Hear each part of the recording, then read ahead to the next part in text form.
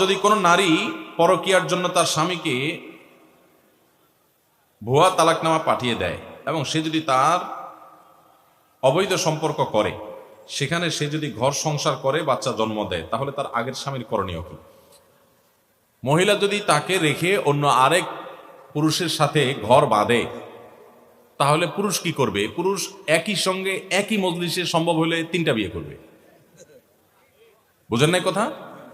যে মহিলা তাকে ফেলায় রেখে আরেকজনের কাছে যেতে পারছে, সে তো বেটাগিরি জাহির করা উচিত যে আমি আরো 3জনের কাছে যেতে পারি, তুমি একজনের কাছে যেতে পারো মাত্র। বুঝেন নাই? অনেকেই আছে আমাদের দেশে যে বিবাহ বহির্ভূত অবৈধ সম্পর্ক, এটা তো এখন ডালবাত হয়ে গেছে, মানুষ এটাকে দোষীরা মনে করে না। খুব ডেঞ্জারাস একটা জিনিস। তো কারোর সাথে অবৈধ রিলেশন হয়েছে, তার বিয়ে হয়ে গেছে, এখন সে বলে বাকি জীবন আমি আর কাউকে বিয়ে করবো না। ভাই, কেন বিয়ে করবেন না? বলে না, অমুককে ভালোবাসছিলাম, এখন সে তো আরেক জায়গায় বিয়ে বসে গেছে, যেহেতু সে বেইমানই করলো, আমি আর বিয়েই করবো না। আমি বলি কপাল পোড়া, তোমার 4 বিয়ে করা উচিত একসাথে। তুমি এতদিন ভুল জায়গায় অজায়গায় ঘুরছিলা, এটা প্রমাণ হয়েছে। এই জন্য 2 রাকাত সিজদার শুকর, 2টা সিজদার শুকর দেওয়া উচিত যে আল্লাহ তোমার শুকরিয়া, এতদিন যারে মনে করছিলাম তার সাথে ঘর সংসার করবো, বিয়ে শাদী করবো, এ তো আজ তো বেঈমান। এই বেঈমানের পিছিয়ে এতদিন ঘুরছিলাম, আমি তো এখন হুঁশ ফিরে আসছে।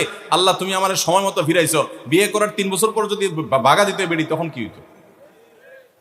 আগে আগে ভাগছে, বালা আগে পাকে দূর হইছে, আল্লাহ আমারে বাঁচাইছে, শুকর আদায় করি। আর সে যদি একজনের কাছে বিয়ে করে সুখে থাকতে পারে, আমি একসাথে 4টা করে তারা দেখা দিব। এটা হলো বেটাগিরি।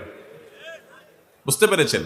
কাপুরুষের মতো আপনি বলতেছেন না আমি বাকি জন বিয়ে করবো না, আমি মরে যাবো, জ্বলে যাবো, শেষ হয়ে যাবো, আমাকে বাঁচাতে পারবে না কেউ।